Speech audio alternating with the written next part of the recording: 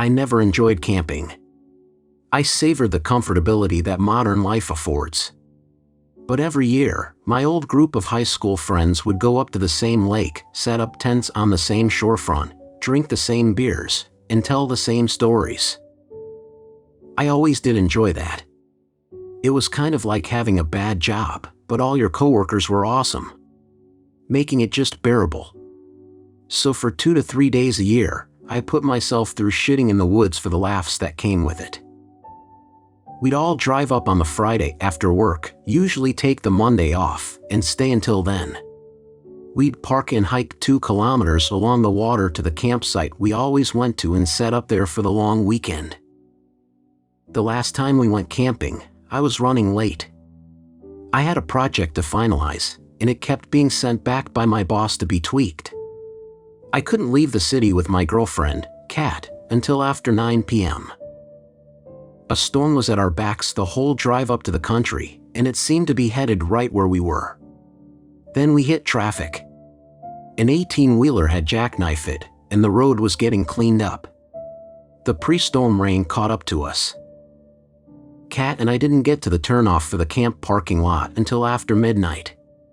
I recognized all 4 of my friends' cars parked near the waterfront. Then a flurry of texts came in from my buddy Jeremy. Reception was spotty out there, so you could never really count on communication that way. The texts had been sent a few hours apart.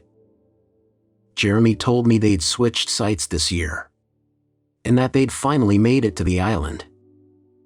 The island was always spoken of as being forbidden, mostly because it was near impossible to get to. It was diamond-shaped, but longer than it was wide. It was surrounded by sharp rocks and filled with dense trees. A heavy current came at it from head-on, so it split the rush of water to both sides. This made it impossible to reach, because the only side that wasn't overcome with rapids and sharp rocks was the backside, which had a high, rocky cliff that jutted up 30 feet above the water. The cliff had a large, flat surface that looked out onto the lake and would have been the perfect campsite, if only it was accessible. Because of the heavy rapids and rocks, it remained untouched and was the place everyone wanted to camp, but no one could. Kayakers and boaters even avoided the rapids around it because of how sharp the rocks were. It was beautiful to look at, but treacherous and potentially fatal to attempt to conquer. That year, there'd been a serious drought in the county. It hadn't rained in weeks, so the water was down, and the rocky lake bed of the rapids were exposed. You could now walk across to the island. Jeremy said the group made a snap decision. They trekked across and camped on the site everyone had always wanted to. He told me they'd set up their tents on the rock slab that overlooked the lake, and they'd save me a spot somewhere near the back. I felt uneasy reading the texts. I didn't know much about the lake or water flow systems in general, but with the storm at our backs, who knew how long the rapids would stay down? We could get trapped on the island. Kat felt uneasy about it too. But we packed all our gear and made the trek along the waterfront to our normal campsite. From there, we could see the island and all my friends' tents set up on the rock slab that overlooked the lake. The storm had caught up to us, and the rain was getting heavier. Kat and I decided to stay at our normal spot for the night, and I set up a tarp overhead, so we could pitch the tent without getting everything soaked. When that was done, we were both exhausted, and she crawled into her sleeping bag. But I ventured out in my rain slicker to the edge of the lake. I sent a few texts to Jeremy and the others. None of them went through though. I looked out at the island, which was 100 yards away, and focused on the tents. Only 2 tents were visible, both with stationary lights turned on inside, causing them to glow like fireflies in the dark landscape. I couldn't see any movement though. But that wasn't surprising, it was late. They'd all probably gone to bed. As I turned back to my tent, my flashlight caught strange shapes of rocks in the dried up rapids, like they all had abnormally curved edges. I didn't think much of it and joined Kat in the tent. When Kat and I woke up the next morning, It was still dark out even though it was past 10 a.m. The storm was growing heavier. We put rain gear on and went to the edge of the lake to look out at the island. The storm had caused the water to rise. Just a few inches higher, but it was starting to move quickly. The visible tents looked the same on the rock slab. The flashlights were still on and in the same positions. No movement. We figured the idiots were probably still drunk or hungover and had no idea what the situation with the storm was. I yelled across to the island, but the rain and thunder masked my voice. Kat and I talked about it, and we decided to trek across the rocky floor of the lake while we could. We climbed down to the lake bed, which was 5 or 6 feet below, and made our way through the muddy and rocky terrain. As we got closer to the island, I noticed the strange-shaped rocks I saw the night before. There were a lot more than I'd previously seen. In fact, they seemed to surround the entire island. There were rows of sharp rocks jutting up all over and huge, pointed boulders with multiple, curved, sharp edges. None of them looked naturally eroded and formed by time. Though they did show aging, they looked like they'd been sharpened like fish hooks. No wonder kayakers and boaters didn't come this way. As I looked closer, I saw strange inscriptions carved into the sharper, hooked rocks. The carvings were deteriorating, but I could tell they were symbols. Someone, long ago, was responsible for these symbols and hooks. We continued towards the island, narrowly avoiding the pointed rocks and slippery ground. Along the edge of the island, we found a portion of the rocks that opened up and gave an entrance. We climbed the rocks and made our way onto the island. The woods were dense and dark, so we decided to move along the side of the island and up towards the rock slab and campsite. The storm was starting to get heavier and made the climb up hard. But we found our way to the campsite and saw 4 tents. There was a fire pit that was waterlogged now, some beer bottles and cigarette butts, loose garbage, and foldable chairs. But no people. None of my friends were there. We looked inside all the tents, and everyone's belongings were still there. But they, themselves, were missing. Kat thought maybe they were in the woods. Maybe they'd found a cabin or shack on the interior. Something to investigate or ride out the storm in. Then I saw the carvings. The giant slab of stone we were standing on had lines of the same symbols from the hooked rocks on the lake bed. Kat noticed them too and mentioned they looked indigenous. We found a rough pathway into the woods, but the path wasn't more than just trampled grass, shrubs, and bushes, and some beer cans and cigarette butts. We followed the trail as it led further into the island's interior. The dense trees blocked out the rain from above, and any light the sky was giving off was long gone. The interior quickly felt like night, and the sounds of the storm drowned out. All we could hear were the tall, swaying trees overhead as we moved through the mossy and vine-filled woods. The trail of cans and butts came to an end, and the path disappeared. We thought about turning back, but then we heard something. A whimper. Coming from somewhere ahead. It was animalistic. It sounded pained and afraid, whistling upwards at the end of each whine. I continued forward, Kat following behind me. On the path ahead, there was a long, nylon-looking rope. We followed it, and found it leading us to the source of the whimpering. I realized I wasn't following a rope. It was a leash. Jeremy's pit bull, Oscar, was crouched under an upturned tree, trembling. He had several small slashes across his body. None were very deep, but they all looked like they hurt. We approached him calmly and managed to lead him out from under the roots of the tree. As we inspected him, it was undeniable that he was attacked by an animal. Kat and I whispered to each other, deciding to take Oscar, get off the island, and hike back to the car for cell reception. Something really bad had clearly happened.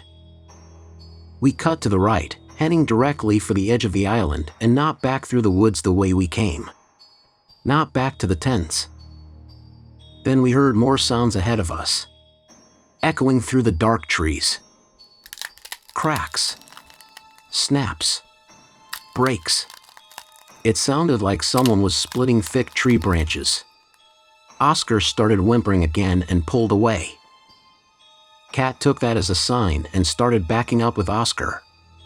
She motioned for us to go to the opposite side of the island and cross there. But I needed to see what the sounds were. I motioned for her to go ahead, and I crept forward, through more trees, towards the cracking. Up ahead, I could see a small clearing in the woods. I peeked out into it and saw all the leaves and grass were red. In the center, there was a hole dug into the side of a large hill. There were clothes strewn about, all stained with the same browning red shade. Then I saw the bodies, if you could call them that. I saw Jeremy first, though it was difficult to tell it was him, aside from the bright neon hunting slicker he always wore. His body, like the others, had been viciously opened up and exposed like a fillet. To his left was the source of the sounds. One of my friends, Tim I think, was ripped in 2 pieces. Something was crouched between the 2 halves of his body. Some kind of tall, skinny, ghastly creature. The beast was all earth tone, greens, blacks, and browns. It had tufts of thick, coarse, black hair sticking out of various parts of its leathery skin. It was strong and powerful and was clawing through the meat of Tim's thighs. The creature pulled out Tim's femur and bit down into it. I looked around at the other bodies and realized they were all missing their bones. The creature didn't eat their skin, muscle, or fat. It wasn't interested in meat. It just wanted to eat their bones, which had been torn, pulled, and ripped away from muscles and ligaments.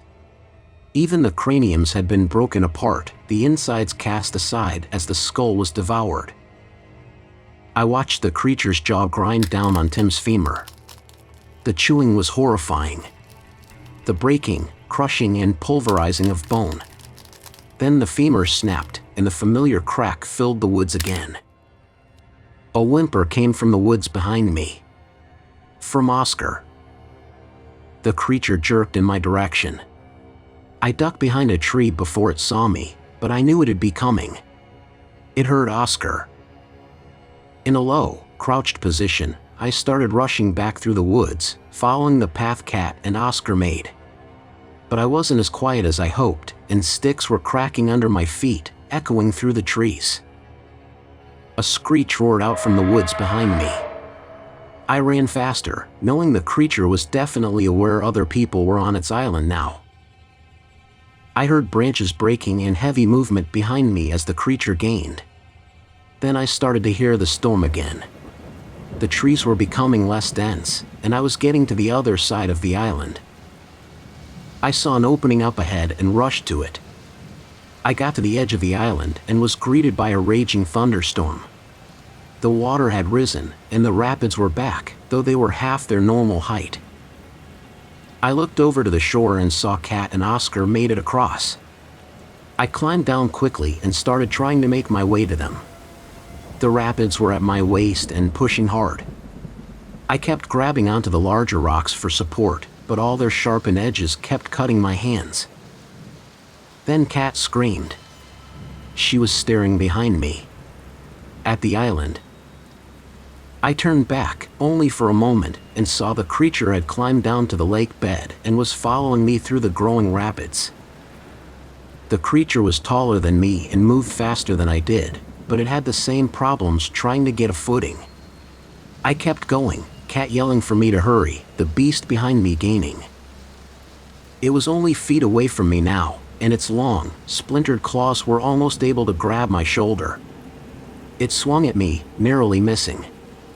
I was still another 20 yards from Kat and the shorefront, and I knew the creature would catch me on the next claw swing down. The only thing I could think to do was let my legs go out from under me. Just before the creature swung down, I let my legs go limp. My body was immediately rushed forward with the rapids, and before I knew it, I was 30 yards downriver. but I slammed into one of the boulders, and a row of sharp rocks dug into my side and ripped through my bicep and into my arm. Another, sharper and pointier rock went right through my shoulder. It was incredibly painful, especially with the water pushing me away from the boulder, causing the wounds to open and tear. I heard that horrible screech again and looked up to see the creature had done what I'd done. Only the rapids had carried it further to the right. A sharp, long rock was sticking through the creature's abdomen. It had been impaled and was trying to pull itself forward and off, but the hooked edge of the tip was too jagged, and the rapids kept hitting the creature, forcing it back to the hilt. The creature didn't look like it was going to get free, and I realized I'd suffer the same fate if I didn't get loose from the rock I'd been snagged on. I managed to pull myself forward and free from the rocks that had lodged in my arm and shoulder. The hooks on the ends tore off a good chunk of skin when I did, but I was free. I slipped and struggled and fought my way to the shore, where Kat and Oscar were waiting. I rolled both ankles and could barely stand. Kat helped me up, and we looked back at the rapids. The creature was being overcome by the rising water and heavy current. We could only see it from the chest up now, and it was beginning to give up. But when it saw us watching, it got a jolt of energy and was making a final attempt to pull itself off the rock. We didn't wait around to see if it did. I did my best to rush with Kat and Oscar through the woods, and we found a cottage not too far. We called the police from there, and a huge investigation started. But ultimately, all that was released to us, or the public, was there'd been a wild animal attack that had left several young adults dead on an island they weren't supposed to be on. I still think back to the rocks and boulders surrounding the island. The sharp ones. The ones I'd been stuck to and the creature died on. Up close, they were all stony fish hooks. I always thought fish hooks were used to catch something to eat, but I was starting to think these ones were used to catch something trying to escape. Whoever sharpened those rocks, however they did it, knew what they were doing.